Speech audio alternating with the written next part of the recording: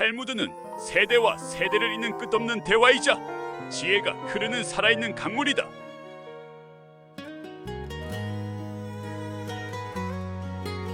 비가 내린 다음 날의 골목은 유난히 미끄러웠다.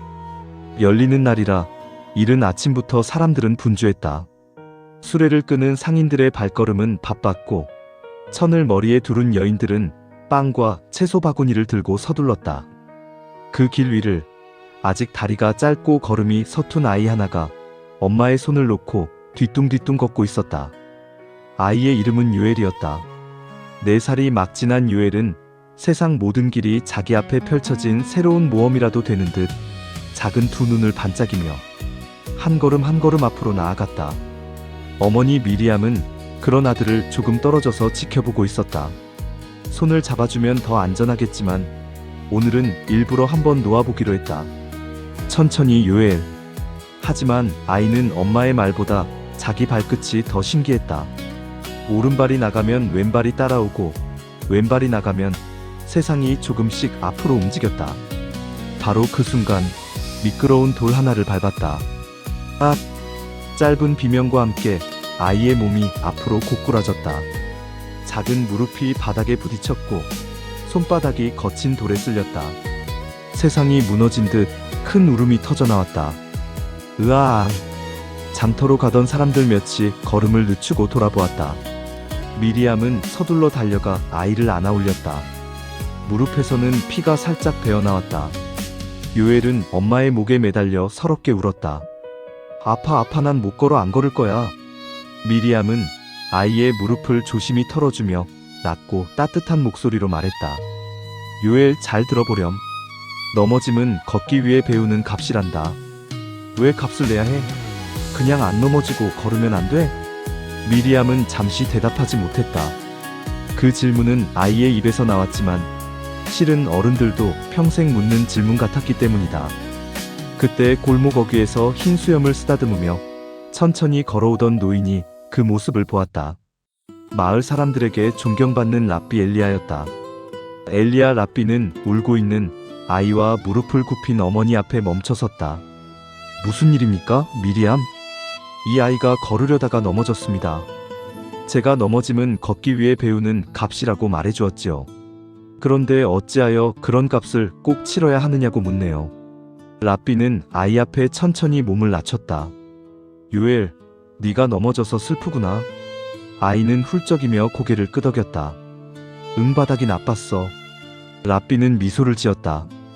그래, 오늘은 바닥이 좀 나빴을 수도 있지. 하지만 네가 아는 것보다 더 중요한 일이 지금 벌어졌단다. 뭔데? 네가 넘어진 건 네 몸이 다음에는 어떻게 해야 하는지를 배우고 있다는 뜻이란다. 무릎은 조금 아프지만 네 안의 용기는 조금 더 자랐지. 아이는 이해하지 못한 얼굴이었다. 미리암에게 조용히 말했다. 오늘 오후에 회당 뒤뜰로 아이와 함께 오시오.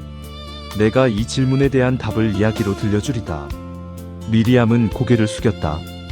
그리하겠습니다, 랍비. 그날 오후 비는 그쳤지만 하늘은 여전히 낮게 내려앉아 있었다.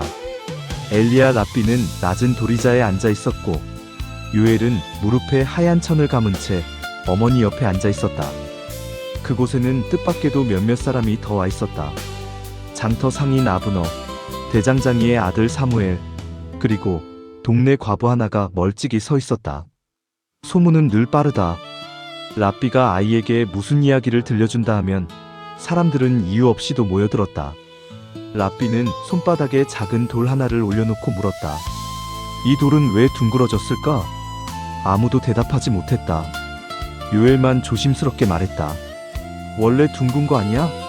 랍비는 고개를 저었다. 아니다. 처음에는 모났겠지. 하지만 물에 부딪히고 흙에 굴러다니고 다른 돌에 깎이며 둥그러진 거란다. 상처를 입으며 자기 모양을 배운 거지. 그러자 상인 아브너가 코웃음을 쳤다. 랍비님, 돌이야 그렇다 해도 사람은 다르지 않습니까? 상처를 입으면 약해지지요. 실패는 사람을 더 겁쟁이로 만들기도 하고요. 그 말에 몇몇이 고개를 끄덕였다. 특히 사무엘은 유난히 굳은 얼굴이었다. 그는 반년 전 대장간에서 큰 실수를 저질러 뜨거운 쇳물을 엎은 적이 있었다. 다행히 큰 화재는 막았지만 아버지는 그날 이후 그를 중요한 일에서 멀리했다. 마을 사람들도 그를 볼 때마다 실수한 놈이라는 눈빛을 보내곤 했다. 라삐는 아브너를 바라보며 물었다. 아브너, 자네는 장터에서 가장 장사가 잘 되는 사람이지. 아브너는 어깨를 으쓱했다. 덕분에 그렇습니다.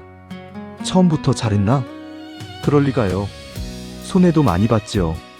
그 손해가 자네를 망쳤나 아니면 가르쳤나? 아브너는 잠시 입을 다물었다. 가르쳤다고 해야겠지요. 라삐는 고개를 끄덕였다. 넘어짐이 언제나 사람을 부수는 건 아니다.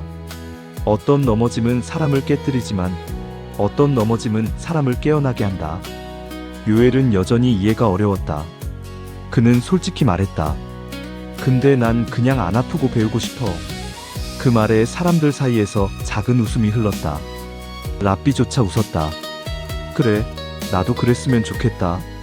아마 하나님께서도 우리를 사랑하시니 덜 아프게 배우게 하고 싶으실 거다. 하지만 사람은 이상하게도 넘어져 본 다리로 더 조심히 걷고 울어본 눈으로 더 멀리 보며 잃어본 마음으로 더 귀하게 사랑하더구나. 과부가 조용히 물었다. 그렇다면 라삐님, 모든 고통의 뜻이 있습니까? 그녀의 남편은 몇 달 전 병으로 세상을 떠났고 그녀는 아직 검은 옷을 벗지 못한 채 살아가고 있었다. 누구도 쉽게 대답할 수 없는 질문이었다. 엘리야는 그녀를 오래 바라보다가 천천히 말했다. 모든 고통이 선한 것은 아닙니다. 어떤 고통은 분명 부당하고 슬프고 설명할 수 없습니다.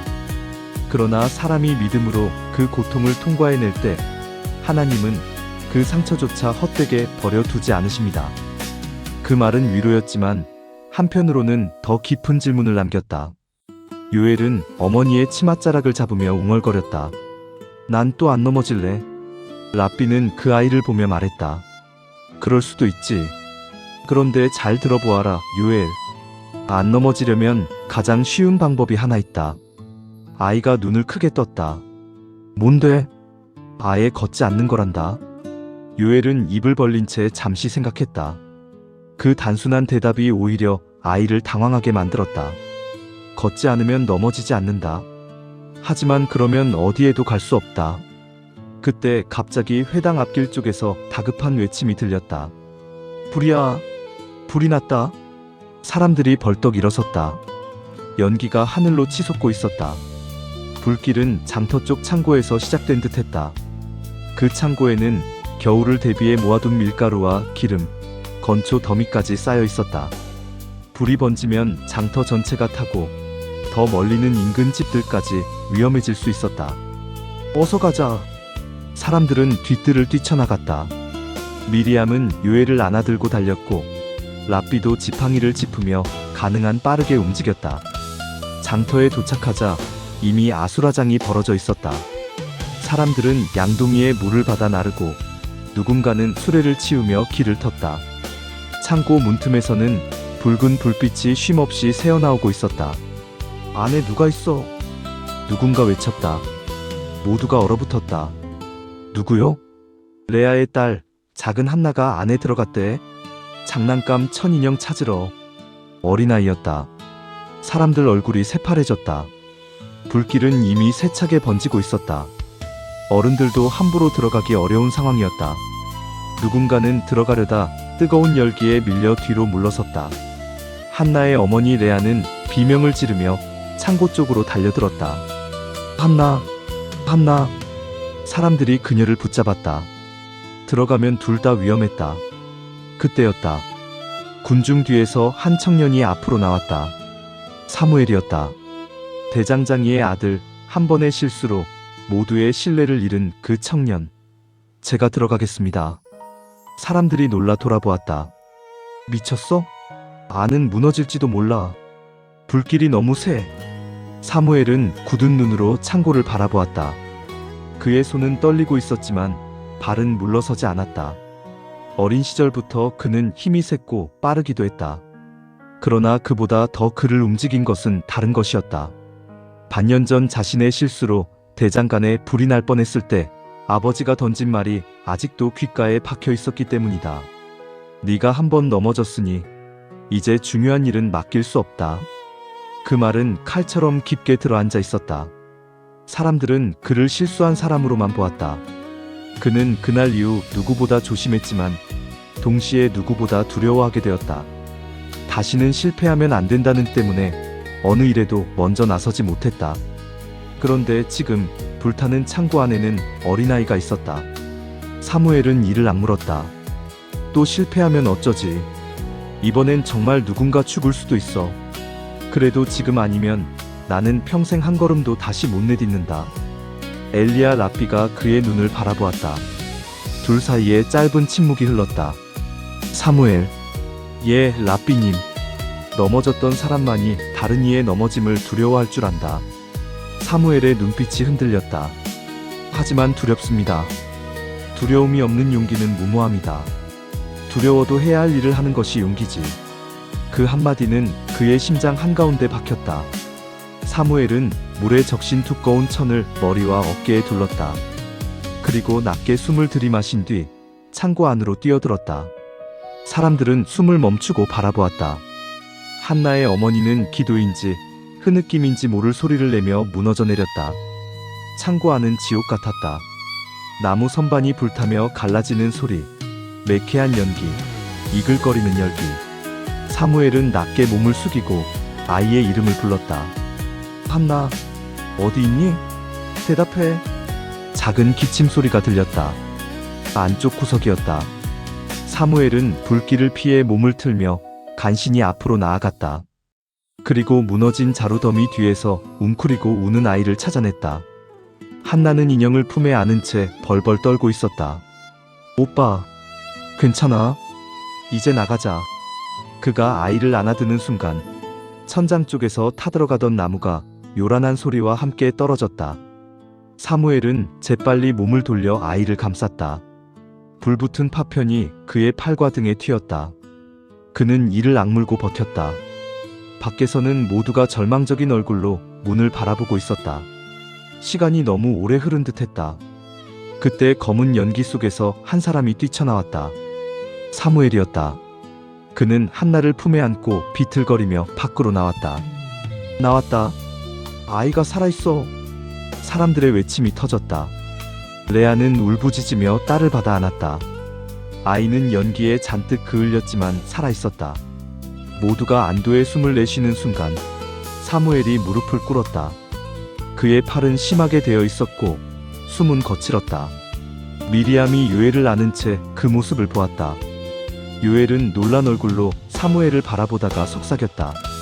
엄마, 저 형 무서웠을 텐데. 그래, 아주 무서웠을 거야. 근데 왜 들어갔어? 미리암은 잠시 대답하지 못했다. 그때 엘리야 랍비가 아이들 곁으로 다가왔다. 왜냐하면 한 번 넘어진 사람은 두 가지 길 중 하나를 택하게 되기 때문이란다. 다시는 일어나지 않기로 하거나 더 조심스럽고 더 단단하게 일어나기로 하거나. 사람들은 사무엘을 둘러쌌다. 누군가는 물을 가져왔고 누군가는 천을 들고 상처를 감쌌다. 대장장이인 그의 아버지도 늦게 소식을 듣고 달려왔다. 그는 아들의 다친 팔을 보고 얼굴이 굳어졌다. 사무엘. 사무엘은 아버지를 보며 힘겹게 말했다. 죄송합니다. 또 다쳤습니다. 그 말에 주위가 조용해졌다. 모두는 그 말 속에 숨어있는 오래된 상처를 알아차렸다. 사무엘은 지금의 상처보다 과거의 실패를 더 두려워하고 있었던 것이다. 아버지는 떨리는 손으로 아들의 어깨를 붙잡았다. 그의 눈가에는 물기가 어려 있었다. 바보 같은 놈, 네가 왜 미안하냐? 사무엘은 놀라 눈을 들었다. 아버지는 목이 메인 채 말했다. 내가 잘못했다.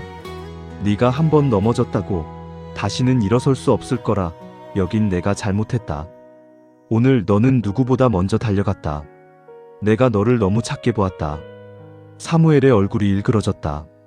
그는 어린아이처럼 울음을 터뜨렸다. 팔이 데인 것보다 저 말 한마디가 더 뜨겁게 가슴을 태웠다. 아버지는 그런 아들을 품에 안았다. 장터 한복판에서 사람들은 그 광경을 말없이 지켜보았다. 그날 저녁 불은 간신히 잡혔고 창고 일부는 타버렸지만 더 큰 피해는 막을 수 있었다. 사람들은 지친 몸으로 집으로 돌아갔다.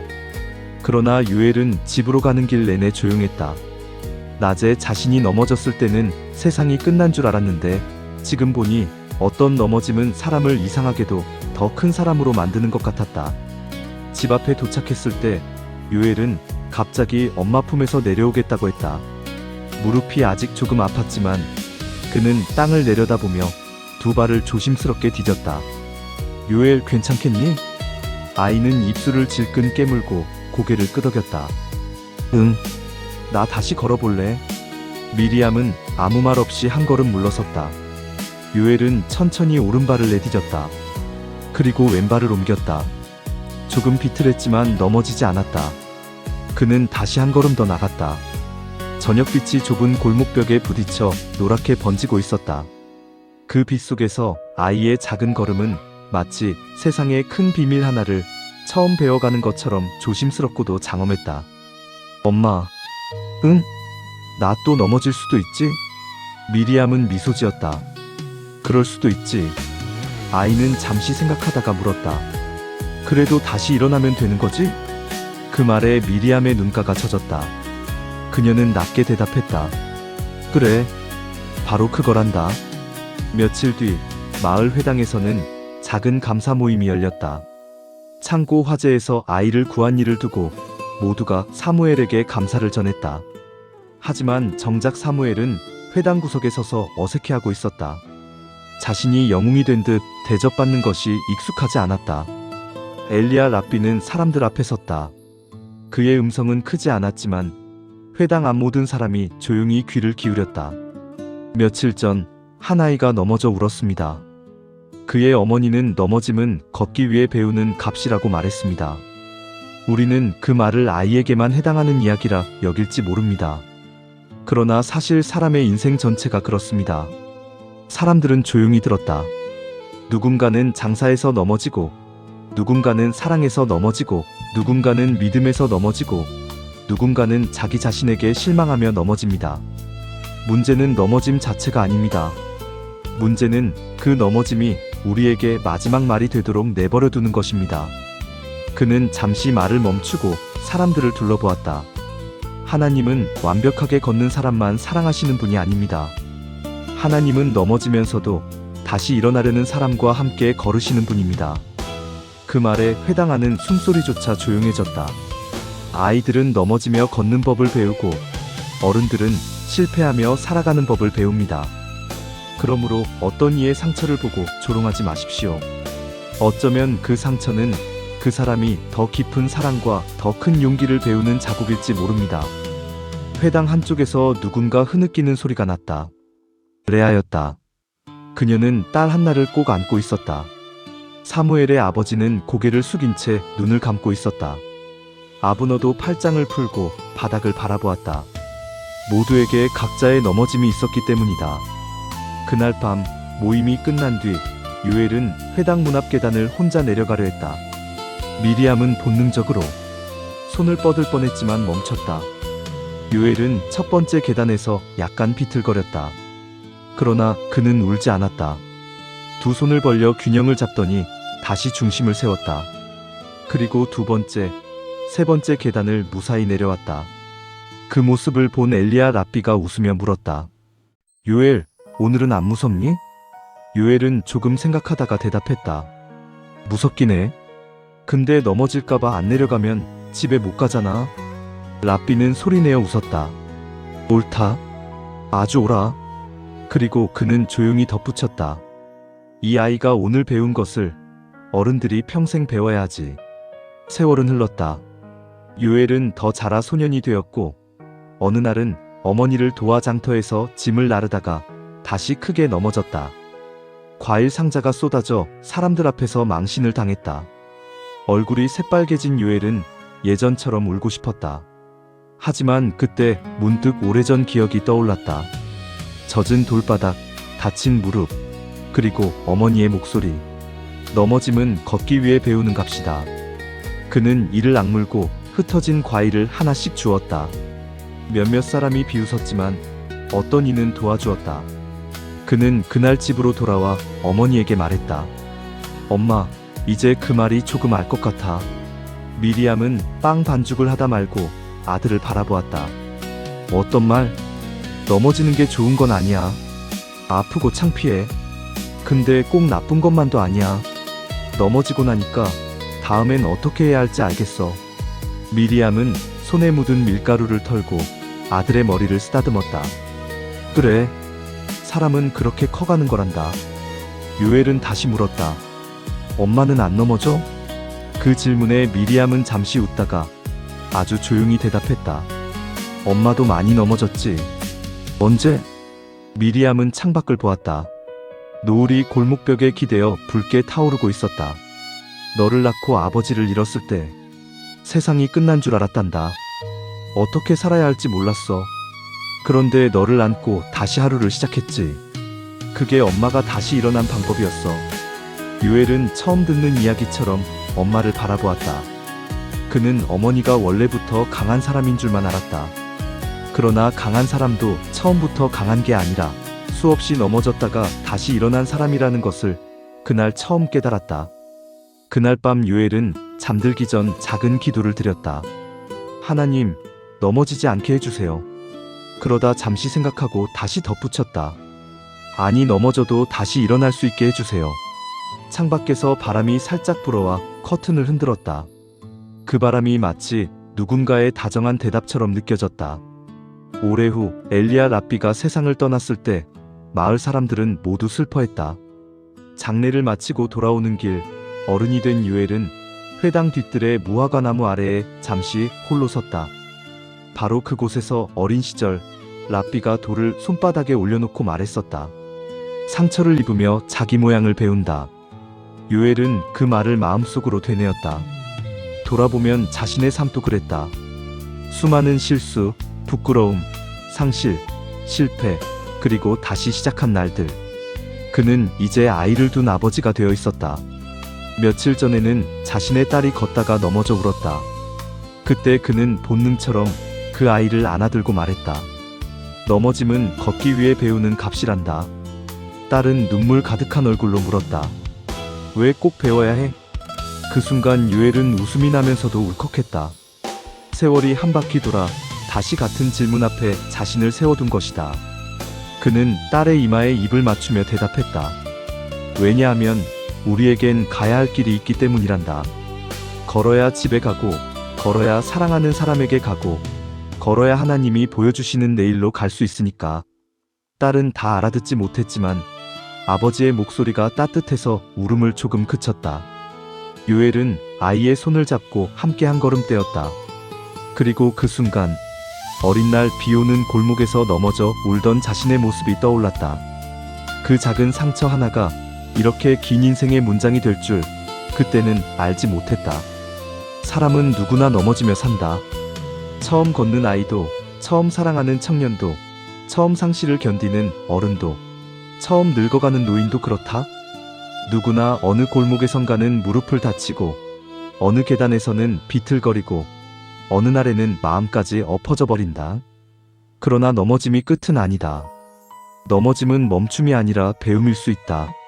상처는 수치가 아니라 지혜가 될 수 있다. 실패는 낙인이 아니라 다음 걸음을 위한 깊은 발판이 될 수 있다. 그래서 삶은 우리에게 자꾸 묻는다. 넘어졌으니 이제 그만두겠느냐? 아니면 다시 일어나 걷겠느냐? 그리고 믿음은 조용히 대답한다. 일어나라. 아직 길이 남아있다. 요엘은 딸의 작은 손을 잡고 저녁 골목을 걸어갔다. 아이의 발은 아직 서툴렀고 세상은 여전히 울퉁불퉁했다. 하지만 그는 이제 알고 있었다. 넘어지는 이유는 걷기를 포기하게 하려는 것이 아니라 끝내 걸을 수 있는 사람으로 만들기 위해서라는 것을.